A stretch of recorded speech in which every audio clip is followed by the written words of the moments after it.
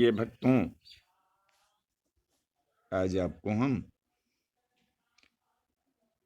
गोकर्ण महाराज की कथा कहते हैं। और उनके भाई धुंधकारी थे, जिन्हें प्रेत योनि मिला था। प्रेत योनि से मुक्ति के लिए गोकर्ण जी ने सप्ताह भर का श्रीमद् भागवत कथा उनको सुनाया, जिनसे उनके प्रेतत्व से मुक्ति हुई।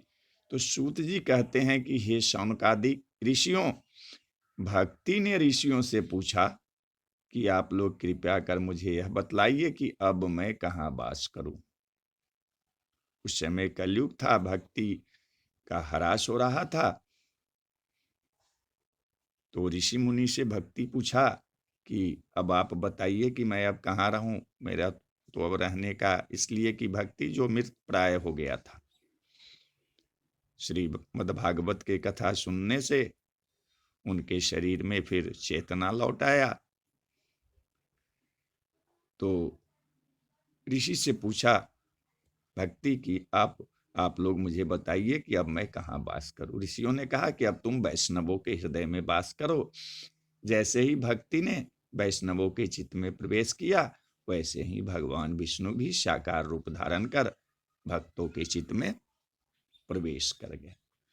तो सनत कुमार ने कहा कि श्रीमद् भागवत के सप्ताह यज्ञ से दुराचारी मनुष्य का सहज ही उद्धार और कलयुग में मनुष्य कैसे पवित्र हो जाता है, इस संबंध में मैं तुमसे एक इतिहास कहता हूं, कथा कहता हूं, सुनो।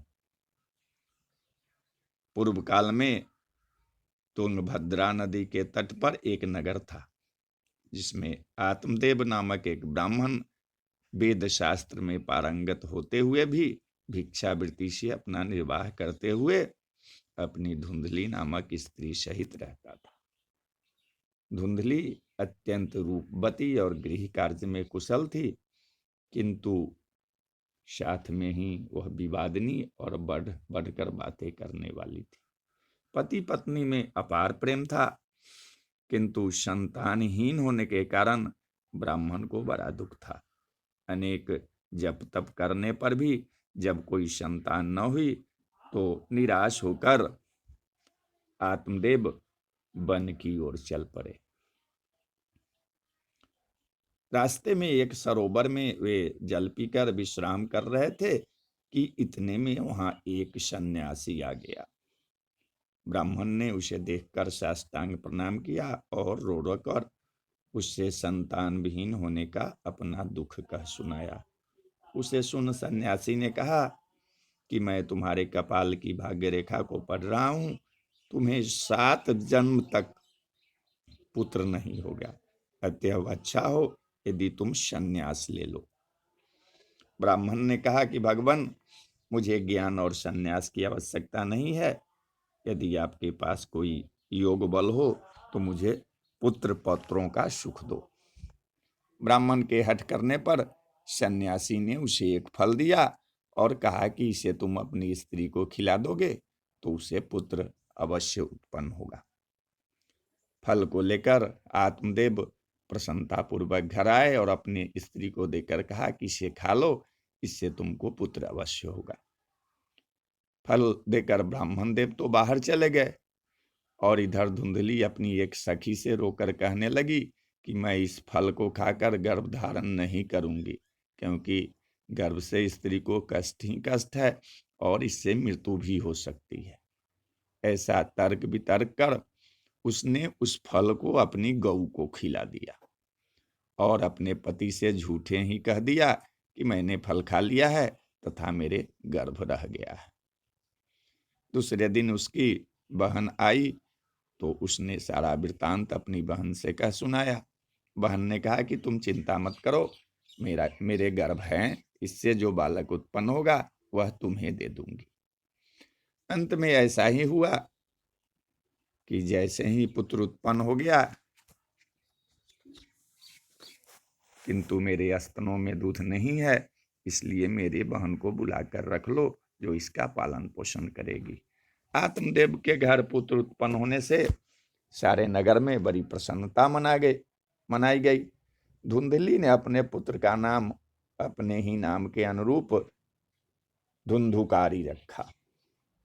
इसके 3 महीने बाद ब्राह्मण की उस गऊ को, जिसे धुंधली ने सन्यासी का फल खिला दिया था, एक सुंदर दिव्य बालक उत्पन्न हुआ, जिसका शरीर तो मनुष्य का जैसा और दोनों कान गौ के कान के समान थे। आत्मदेव ने इस बालक का भी सारा संस्कार पुत्रवत किया और इसका नाम गोकर्ण रखा। दोनों बालक धुंधली की देखरेख में पलने लगे। गोकर्ण तो पंडित और ज्ञानी था, किंतु धुंधकारी दुष्ट। परा होने पर धुंधकारी धर्महीन अनेक कार्यों को करता हुआ एक वेश्या के साथ अपने पिता की सारी कमाई को नष्ट कर दिया। यहाँ तक कि अपने माता पिता को पीटकर वह घर के सारे बर्तन जेवरात तक उठा ले गया और सब कुछ कुमार्ग में व्यय कर दिया। यह देखकर आत्मदेव को बड़ा दुख हुआ और कहने लगे कि इससे अच्छा तो संतानहीन होना ही था। पिता को चिंतित देखकर गोकर्ण ने आकर कहा कि आप व्यर्थ की चिंता में पड़े हैं। कौन किसका पुत्र है? आप संतान के लिए व्यर्थ ही यह सारे कष्ट उठा रहे हैं। गोकर्ण की बात सुनकर 60 वर्ष के वृद्ध आत्मदेव को ज्ञान उत्पन्न हो गया और वो वन को चले गए। शनकादिकों ने कहा कि हे नारद जी, पिता के चले जाने पर धुंधकारी पूर्ण स्वच्छंद हो गया, उसको कोई रोक टोक करने वाला था नहीं। एक दिन धुंधकारी ने अपनी माँ को खूब पीटा और कहा कि बतला, गरा हुआ धन कहाँ है? धुंधली ने उसी दिन रात में कुएं में कूदकर ग्लानि से आत्महत्या कर ली। घर की यह स्थिति देखकर गोकर्ण से रहा नहीं गया और वह तीर्थाटन को चले गए। धुंधकारी वेश्याओं के जाल में फंस गया था। वेश्याएं जब उससे धन मांगती थी तब वह स्थान स्थान से चोरी करके धन लाता और उन्हें देता था। अंत में वेश्याओं ने यह सोचकर कि यह बात किसी न किसी दिन खुले बिना न रहेगी, जब यह बात खुल जाएगी तो राजा हमारे सारे धन को चोरी का समझकर छीन लेगा। अतएव एक दिन रात में वेश्याओं ने धुंधकारी को, जब वह सोया हुआ था, तो गला दबाकर मार डाला और वे वेश्याएं किसी दूसरे नगर को चली गई। उधर तीर्थाटन में गोकर्ण को जब धुंधकारी के मारे जाने का समाचार मिला तो गोकर्ण महाराज अपने नगर में लौट आए। जब वह अपने घर में रात में सोया था तो धुंधकारी प्रेत बनकर गोकर्ण के सामने प्रकट हुआ। गोकर्ण के पूछने पर उसने रो रो कर अपनी दुर्गति कही और प्रार्थना किया कि हे भाई, मेरा किसी प्रकार उद्धार करो। गोकर्ण ने कहा कि तुम्हारी मृत्यु का समाचार पाकर मैंने गया में तुम्हें पिंडदान दे दिया था। यदि इससे तुम्हारा उद्धार नहीं हुआ तो कहो और क्या उपाय करें। अच्छा, इस समय तुम अपने स्थान पर जाओ जहां रहते हो। कल मैं इस पर विचार करके तुम्हारे उद्धार का कोई उपाय करूंगा।